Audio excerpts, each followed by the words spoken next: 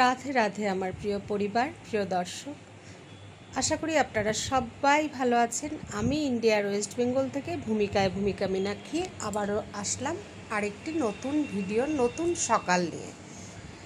তো আশা করি যে যেখানে আছেন সবাই ভালো আছেন। সবার মঙ্গল কামনা করে ভিডিওটি শুরু করছি। দুদিনের ভিডিও মিলে আজকে ভিডিও দিচ্ছি, কারণ ভিডিও আমার দেওয়া হচ্ছে না। এক তো ভীষণভাবে আমি একটু চিন্তায় আছি, তো যার জন্য মানসিক ঠিক না থাকলে মন ঠিকটা না থাকলে শরীর ঠিক থাকে না। যাই হোক, এদিকে আমি সন্ধ্যাবেলা বেরিয়েছিলাম মার জন্য ওষুধ আনতে।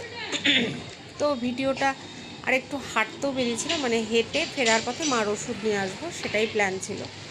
তো এই যে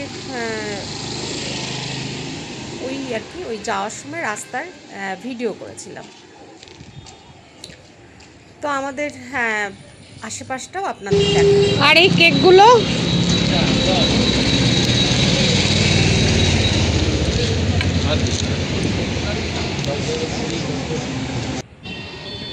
আর মায়ের জন্যই নিলাম একটু কেক আর একটা পাউরুটি, যে বান বলে না, বান পার চেরিটাও আসে, সেটা একটা দেখি আগে খেয়ে কেমন থাকে তবে।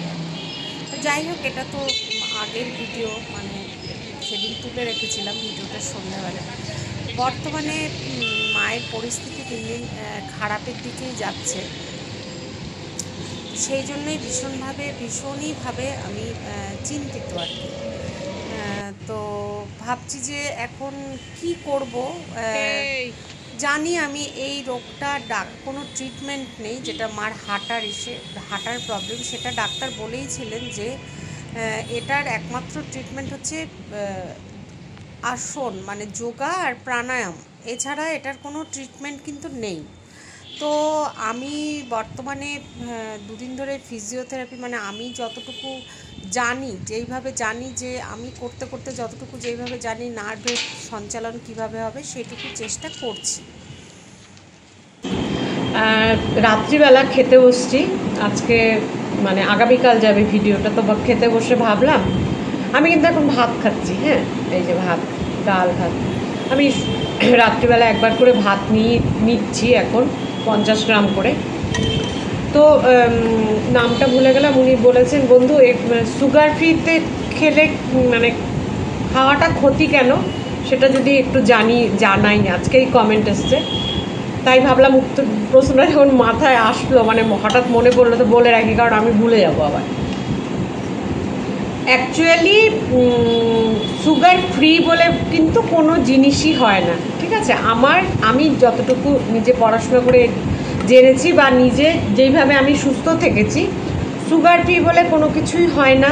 আমার সুগার অনেক হাই ছিল, সেখানে যখন অ্যালোপ্যাথি ট্রিটমেন্টে ডাক্তার আমাকে ব্রাউন রাইস খেতে বলেছে, আটার রুটি খেতে বলেছে, এরকম বিস্কিট, সুগার ফ্রি বিস্কিট। তো আমি নিজে আস্তে আস্তে যখন নিজেকে সুস্থ করবার চেষ্টা করেছি, নতুন বন্ধু যদি হয়ে থাকেন তাহলে অবশ্যই জানাচ্ছি যারা আছে, সুগার ফ্রি বলে কিন্তু কোনো জিনিস হয় না। আজকে একটা বছর ধরে আমি, 1 বছরের বেশি, গত 24 এপ্রিল থেকে শুরু করেছিলাম, আর 25 এটা কি মাস জুন মাস না, জুন মাস। তো আমি একদম নিজে মানে সুস্থ সুগারের দিক থেকে, সুগার প্রেশার এগুলো আমার এখন আর নেই, একদম খুব হাই ছিল, ঠিক আছে? আমাকে ইনসুলিন নিতে হতো। তো যখন আমি জানতে পারলাম যে লাইফস্টাইল ঠিক করলেই রোগ ঠিক হয়ে যায়, বিশেষ করে সুগার তো একটা লাইফস্টাইল ডিজিজ, তো সুগারটা যদি আমি নিজেই কন্ট্রোল করা যায়, প্রেশারটাও তাই, ঠিক আছে? তো তখন আমি জেনেছি সুগার ফ্রি বলে কোনো জিনিস হয় না, যেটা সুগার ফ্রি। আর সুগার ফ্রি বিস্কিটটা ধরুন কী দিয়ে তৈরি হচ্ছে, বিস্কিটটা কিন্তু আটা বা ময়দা দিয়ে তৈরি হচ্ছে, সেটাই মেন গ্লুকোজ, সুগার। ময়দাটাও সুগার, আটাটাও সুগার।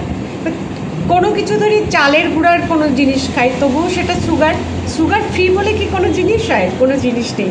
আমি আজকে এনেছিলাম সুগার ফ্রি, বললাম ঠিকই যে আমি চা দিয়ে খাবো, অ্যাকচুয়ালি সেটা না। তার কারণ হচ্ছে যে চা দিয়ে যেই সুগার ফ্রি আমি খাবো বলে নিয়েছি, সেটা কিন্তু একটা বিষ, কার্বন। আমার একটু অন্যমনস্ক হয়ে যাচ্ছে, কারণ মা পাশে আছে, তো এই জন্য মাকে দেখতে হচ্ছে দেখে অন্যমনস্ক হয়ে যাচ্ছি। সুগার ফ্রি যে ট্যাবলেটটা সেটা পুরোটাই কার্বন, ঠিক আছে, মানে চিনির থেকেও আরও খারাপ। সেই জন্যই এইটুকু বলে রাখলাম যে সুগার ফ্রি বলে কিন্তু কোনো জিনিসই হয় না, না বিস্কিট, সুগার ফ্রি বিস্কিট, কারণ সেটা তৈরি হচ্ছে ময়দা, আটা, ঠিক আছে। তো সুগার ফ্রিটা যেই গুলিটা সেটাও কিন্তু কার্বন, ঠিক আছে। যদি আমি ভুল বলে থাকি তাহলে আপনারা আমাকে অবশ্যই, যদি আমাদের ইচ্ছে থাকে তাহলে কিন্তু আমরা আমাদের সুগারটাকে নিয়ন্ত্রণ করতে পারি, ঠিক আছে। তো একদম আবারও বলছি, বারবার বলছি, সুগার একটা লাইফস্টাইল ডিজিজ, প্রেশারটাও তাই। যদি আমাদের লাইফস্টাইল ঠিক থাকে, আমরা যদি হাঁটা, ব্যায়াম করা, হ্যাঁ, ফ্রি হ্যান্ড এক্সারসাইজ, প্রাণায়ামের ভীষণ গুণ, এগুলো করতে পারি।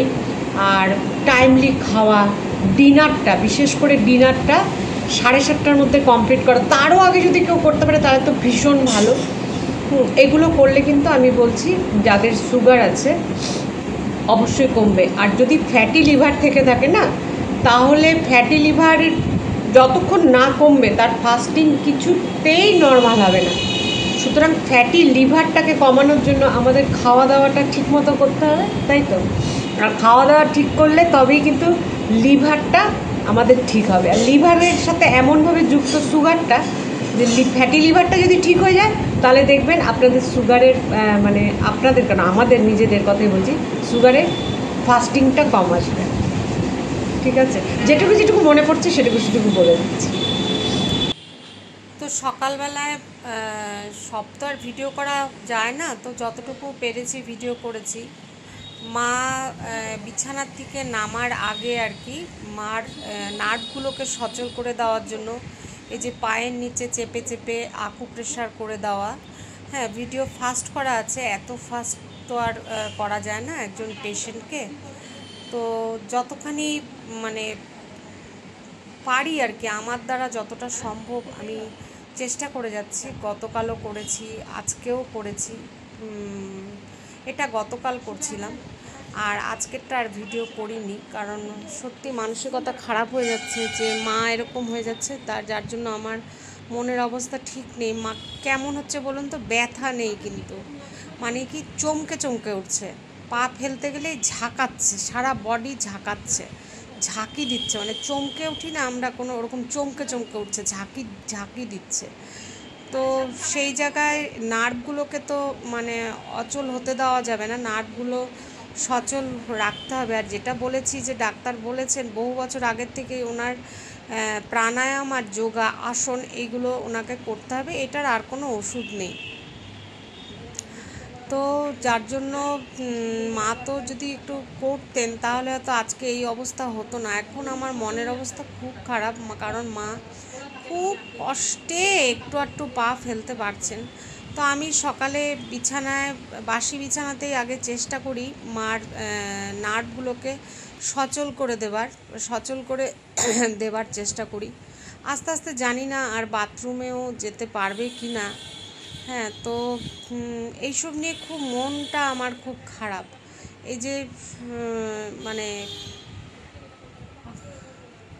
কথা বলতে গেলে না গলা আটকে যাচ্ছে, যে মা এত অ্যাক্টিভ ছিলেন, একটা সময় এত ছোটাছুটি করেছেন, এত কিছু করেছেন, আজকে সেই মা একদম বিছানায় পড়ে গেছেন। তবুও আমি মাকে বলি, মা মানুষ তো চলে যাবেই একদিন, কিন্তু ভালোভাবে যাও, একদম বিছানায় পড়ে তারপরে যেও না, এটা মানে খুব কষ্টের, তোমার পক্ষেও খুব কষ্ট হবে, আমার কথাটা নয় ছেড়েই দাও, তোমার পক্ষেও তো খুব কষ্ট হবে যদি তুমি আর বিছানা থেকে উঠতেই না পারো। তাই চেষ্টা করো, আমি না হয় এই বডির মাসাজ, তারপরে রক্ত সঞ্চালন কিভাবে হয় আমি বারবার করে সেগুলোকে চেষ্টা করব, কিন্তু প্রাণায়ামটা কিন্তু মাকে নিজেকেই করতে হবে। ওটা আমি দেখিয়ে দিতে পারি, কিন্তু ওই যে শ্বাস প্রশ্বাসের ব্যাপারটা ওটা মাকে নিজেকেই কিন্তু করতে হবে, ঠিক আছে।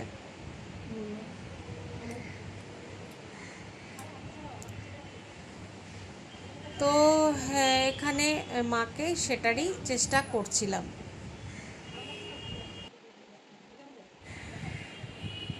আর হাতে পায়ে মাথা, কপাল সবগুলো নার্ভ যাতে সচল থাকে সেই চেষ্টাই কিন্তু আমি করে যাচ্ছি। হ্যাঁ, তো পেশেন্টকে সবসময় সহযোগী হতে হয়, নইলে কিন্তু খুব অসুবিধে হয়ে যায়। পেশেন্ট যদি নিজের সহযোগিতা না করে তো নইলেই অসুবিধা। যেমন আমি উদাহরণস্বরূপ বলছি, আমার এত সুগার প্রেশার, আমি নিজে চিন্তা করেছি যে না, আর মাকে দেখে ভাবতাম আমার হাঁটু ব্যথা ছিল খুব। হ্যাঁ, যে আমি যদি মার মতো হয়ে যাই তার থেকে আমি আগে নিজে চেষ্টা করি, যেহেতু আমাদের পরিবারের সবার সুগার আছে বাবার দিকে, সেই জন্য এটা আমার খুব আতঙ্ক ছিল। যাই হোক, ঈশ্বরের কৃপায় আপনাদের আমি রিপোর্টগুলি দেখাচ্ছি যে সুগারটাকে আমি কন্ট্রোল করতে পেরেছি। হ্যাঁ, রিসেন্ট এখন আমার যোগা করা হচ্ছে না, তার কারণ হচ্ছে হাঁটতেও খুব একটা যাওয়া হচ্ছে না, মাকে ছেড়ে আমি কিছুই করতে পারছি না। এক্সেস মার উপরেই সমস্ত করে ফেললে তখন নিজের এনার্জিটা আর থাকছে না। তো দেখা যাক ভগবান কী করে, সেইভাবেই চলবে। আর এই যে মার হাতগুলো, মানে সব জায়গায় রক্ত সঞ্চালন, নার্ভের সঞ্চালন, সব সঞ্চালনগুলো যাতে সঠিকভাবে চলে, মানে সঠিক হয়, সেই জন্য মানে ঠিকভাবে কথা বলছি তো আমি, না বুঝতে পারছি না, আমার মনে হয় কথাবার্তাও বোধহয় ঠিক নেই। যাই হোক, সেগুলোই করার চেষ্টা করছি। তো বাসি বিছানায় কিছুক্ষণ করে এরকম অনেকক্ষণ, প্রায় সব তো আর ভিডিও করা যায় না, ভিডিও ফাস্ট করা আছে, 45 মিনিটের ওপরে আমি এরকম করে দেওয়ার পরে তারপরে মা উঠে আবার হাঁটতে পারলেন গতকাল দুপুর পর্যন্ত, তারপরে হাঁটাচলা করেছেন, ঠিক আছেন। বিকেল থেকে আবার, বিকেল না ঠিক সন্ধ্যার পর থেকে আবার মার এই অবস্থা হলো, পা ফেলতে পারছে না, হাঁটতে পারছে না, সারা বডি খালি ঝাঁকি দিচ্ছে, মানে চমকে যাচ্ছে, এরকম হচ্ছে, ঝাঁকি দিচ্ছে। তো এই নিয়ে একটু চিন্তিত।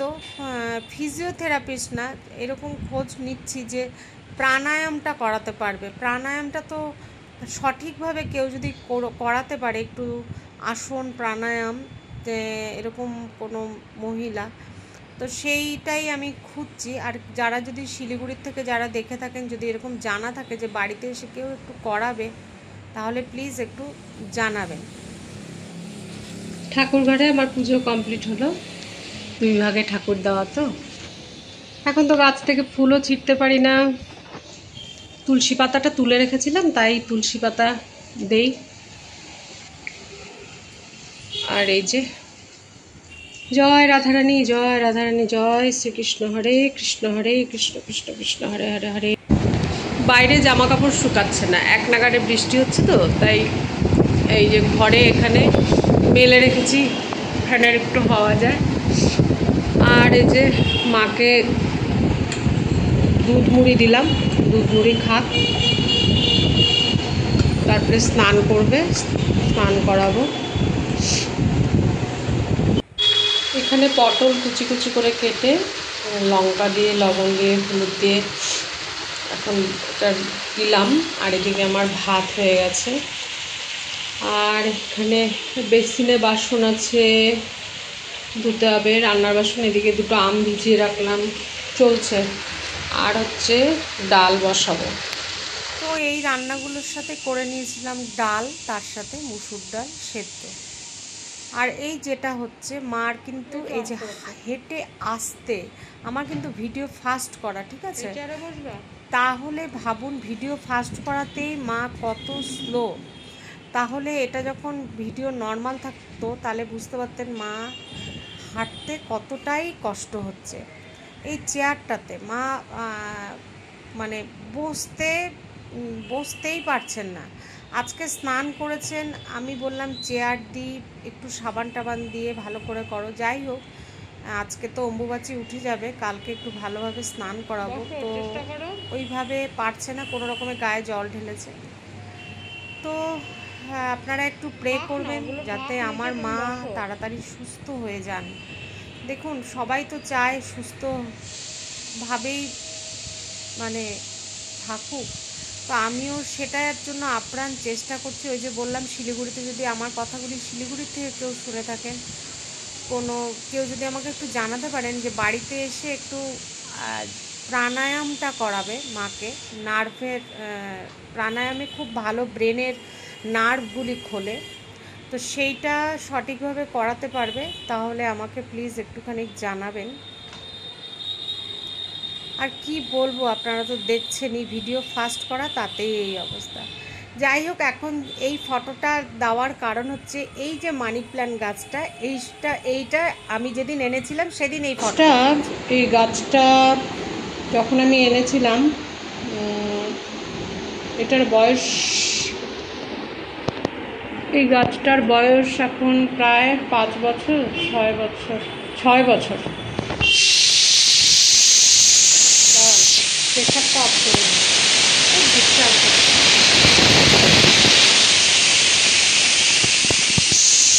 এই গাছটার বয়স 6 বছর। এটা ছোট্ট ছিল, চারা 200 টাকা দিয়ে আমি কিনেছিলাম। সেটার থেকে কাটিং করে করে করে করে আমার এখন এই যে সারা ঘরে যত চারা মানে গাছ দেখতে পান, এগুলো কিন্তু সব ওটার থেকেই করা। এই যে ইভেন ব্যালকানিতে যা আছে সব এটার থেকে করা। তারপরেও আমি আমার বান্ধবীরা মানে প্রচুর গাছ, এর আগের বার যখন আমি মানে বাড়ি যখন শিফট করলাম তখন আমি মানে এই গাছটার টুকরা মানে সে মাটিতে দিয়েছিলাম, ওই বাড়িতে সারা বাড়ির উঠোন ছেয়ে গেছিলো। তো সেখান থেকে এই গাছটার প্রচুর মানে আমার বান্ধবীরা নিয়ে গেছে, অন্যান্য লোকজন নিয়ে গেছে, বাকিটা তারপরে ওদের ওই বাড়িতেই রয়ে গেছে। গাছের ইতিহাস বললাম। আবার কি হলো?